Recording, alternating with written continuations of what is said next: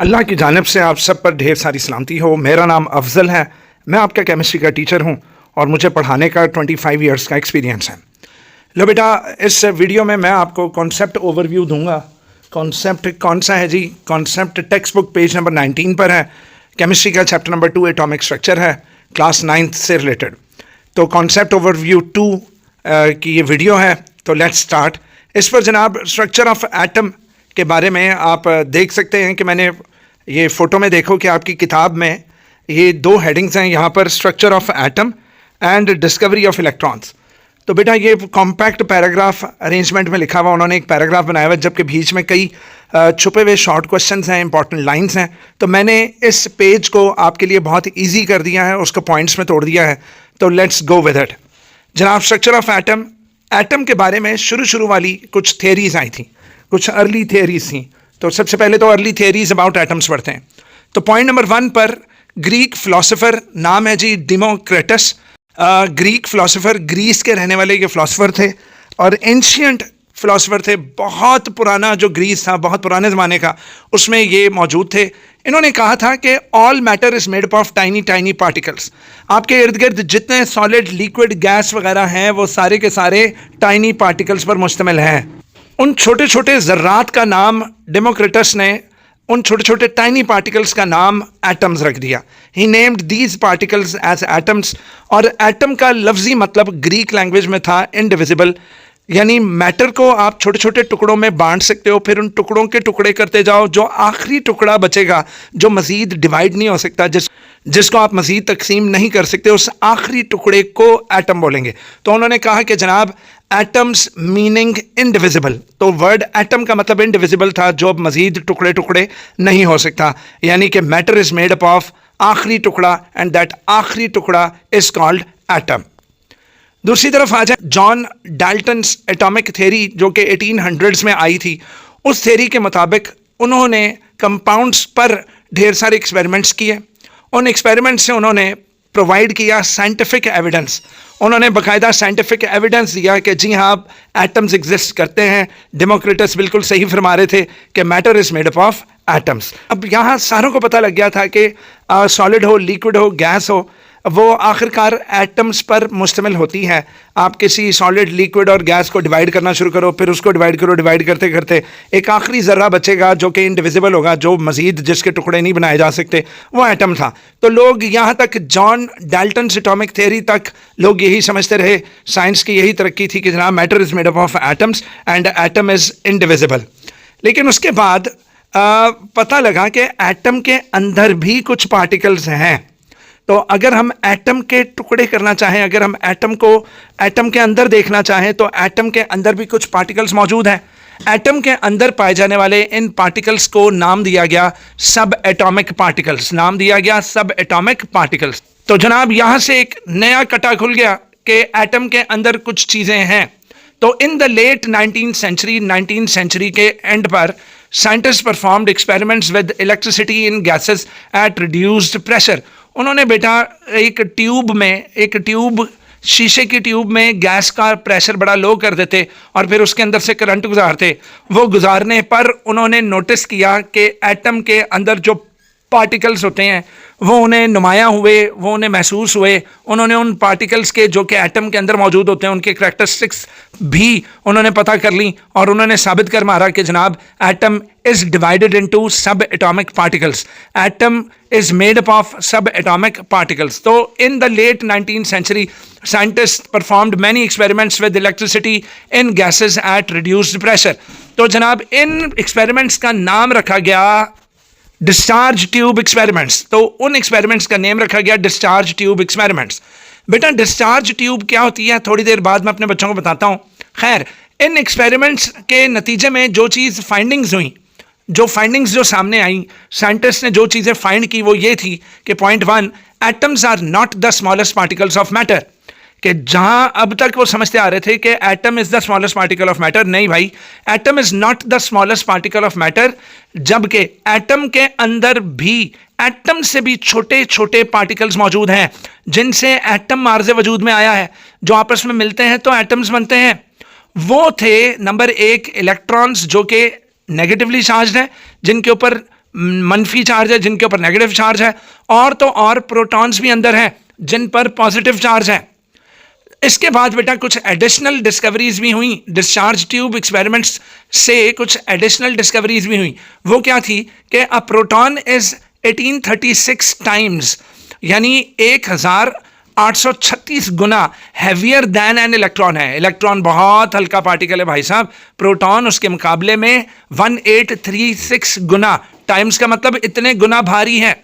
जबकि negatively charge particle were confirmed as they were deflected. और बेटा इलेक्ट्रॉन्स पर नेगेटिव चार्ज इसलिए होता है क्योंकि डिस्चार्ज ट्यूब में जब उन्होंने नेगेटिव और पॉजिटिव प्लेट के अंदर से इलेक्ट्रॉनों को गुजारा तो वो इलेक्ट्रॉन सारे के सारे पॉजिटिव प्लेट की तरफ झुक गए।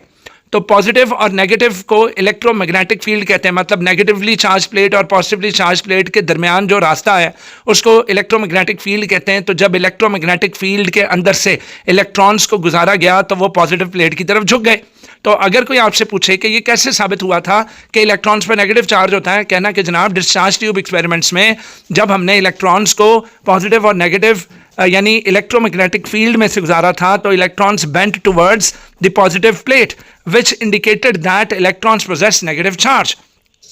तो जनाब डिस्चार्ज ट्यूब एक्सपेरिमेंट से ये फाइंडिंग्स हुई और कुछ एडिशनल डिस्कवरीज भी हुई।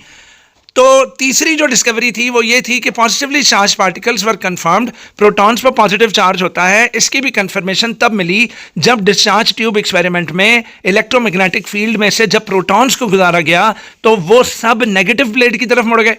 अरे वाह, तो atom is made up of negatively and positively charge particles. Negatively charge particles bent towards positive plate, positively charge particles bent towards negative plate. तो डिफ्लेक्टेड का मतलब है बेटा मुड़ जाना। डिफ्लेक्टेड का मतलब क्या है? मुड़ जाना। ले जनाब उसके बाद बाकायदा डिस्कवरी ऑफ इलेक्ट्रॉन हुई। अब जनाब डिस्कवरी ऑफ इलेक्ट्रॉन्स में पॉइंट नंबर 1, सबसे पहले एक डिस्चार्ज ट्यूब लें। डिस्चार्ज ट्यूब बेटा शीशे की एक ट्यूब है। ये डिस्चार्ज ट्यूब वो है जिसके अंदर नेगेटिव और पॉजिटिव इलेक्ट्रोड्स हों। अब बेटा ये इलेक्ट्रोड्स क्या होते हैं? पुत्र आपका जो चार्जर है, चार्जर के एंड पर वो जो दो वो नहीं है मेटल के जो बने हुए होते हैं रॉड से, जो स्विच के अंदर आप लोग घुसाते हो। पुत्र तार के एंड पर आप रॉड लगा दो, तारों के एंड पर यानी वायर के एंड पर आपके मेटल की प्लेट लगा दो।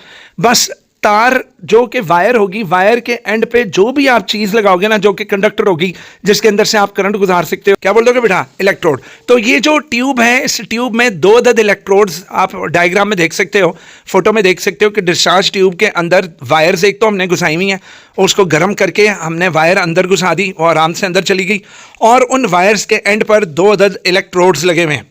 तो ये मेटल के इलेक्ट्रोड्स हैं क्योंकि मेटल कंडक्टर्स होते हैं।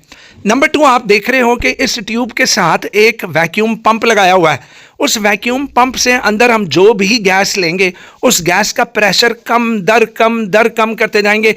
तो हम वैक्यूम पंप से उस गैस का, बेटा आप कोई भी गैस ले सकते हैं लेकिन मोस्टली हाइड्रोजन गैस ली जाती है, तो बेटा उस गैस का प्रेशर इंतहाई कम कर लेंगे। So a vacuum pump to evacuate gas inside the tube.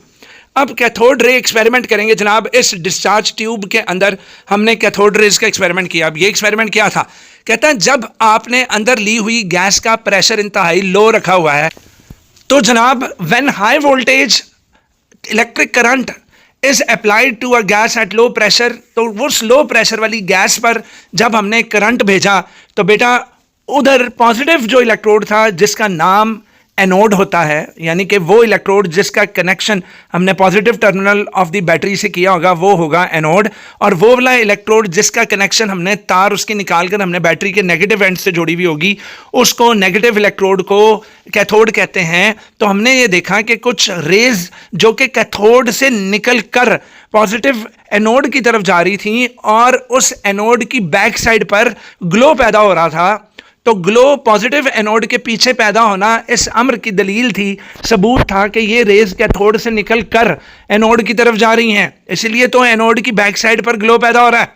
तो जनाब this glow is caused by cathode rays. तो चूंकि ये वाली रेज कैथोड से निकल रही थी हमने इनका नाम कैथोड रेज रख दिया, और ये कैथोड से निकल कर एनोड की तरफ जाकर एनोड के पिछू एक ग्लो पैदा कर रही हैं, तो हमने इनका नाम कैथोड रेज रख दिया। लो बेटा कैथोड रेज का एक्सपेरिमेंट ये हो गया। अब होने के बाद जे थॉमसन साहब आए। जे थॉमसन साहब ने 1897 में 1897 में बेटा इन कैथोड रेज की प्रॉपर्टीज़ जब पता की तो इन्होंने कैथोड रेज की प्रॉपर्टीज़ पता करके ये साबित कर दिया, ये दलील दी कि कैथोड रेज ही असल में इलेक्ट्रॉन्स थी। लो जनाब, तो ब्रिटिश फिजिसिस्ट मतलब जो फिजिक्स का माहिर हो, जोसेफ जॉन थॉमसन नाम था इन साहब का। He studied cathode rays by passing them through oppositely charged electric plates. तो वो जो शुरू में मैंने बात की कि एक इलेक्ट्रोमैग्नेटिक फील्ड होती है, मतलब एक नेगेटिव प्लेट और एक पॉजिटिव प्लेट, उस नेगेटिव प्लेट और पॉजिटिव प्लेट के दरमियान वाले हिस्से को, उन दोनों प्लेट्स के दरमियान जो रास्ता होता है उस रास्ते को इलेक्ट्रोमैग्नेटिक फील्ड कहते हैं। तो इन्होंने उसमें से इनको गुजार कर ये साबित किया कि कैथोड रेज पर नेगेटिव चार्ज होता है। तो जनाब इनकी ऑब्जर्वेशंस ये थी, इनके एक्सपेरिमेंट्स की, कि कैथोड रेज बेंट हुई हैं पॉजिटिवली चार्ज प्लेट की तरफ, जो इंडिकेट करती हैं कि कैथोड रेज पर नेगेटिव चार्ज है। And number 2, when magnetic field या magnets were placed on either side, cathode rays दोबारा डाइवर्ट हुए, दोबारा वो मुड़ गए ड्यू टू मैग्नेटिक फील्ड। तो बेटा मैग्नेटिक फील्ड से वही चीज मुड़ेगी जिस पर कोई ना कोई चार्ज होगा। थॉमसन्स एक्सपेरिमेंट से भी कुछ कंक्लूजन सामने आई कि number 1, Thomson calculated the mass to charge ratio of cathode rays. बेटा उसने कैथोड रे का एक पार्टिकल पकड़ा और उस पार्टिकल के चार्ज की वैल्यू निकाली, उसको डिवाइड कर दिया उस पार्टिकल के मास पर, यानी चार्ज डिवाइडेड बाय मास। तो चार्ज डिवाइडेड बाय मास को क्या बोलोगे? That is E/m ratio. तो he calculated mass to charge ratio या charge to mass ratio of the cathode rays, जो कि बिल्कुल इक्वल निकली इलेक्ट्रॉन्स के। And he proved that cathode rays are negatively charge particles. इन साहब ने बताया कि कैथोड रेज जो हैं वो नेगेटिवली चार्ज पार्टिकल्स हैं। Number 3, these particles were later named electrons. फिर इन्हीं कैथोड रेज को, फिर इन्होंने ये भी बोला कि कैथोड रेज को रेज कहना बंद कर दो, कैथोड पार्टिकल्स बोलो। और इन पार्टिकल्स का बाद में नाम पड़ गया कि यही पार्टिकल्स असल में इलेक्ट्रॉन्स हैं। And it was also proven that electrons exist in all elements. और बाद वाले एक्सपेरिमेंट्स ने ये भी बताया कि ये इलेक्ट्रॉन्स तमाम एलिमेंट्स में मौजूद होते हैं। Got it? तो जनाब अब इस पेज पर इतना ही था बेटा।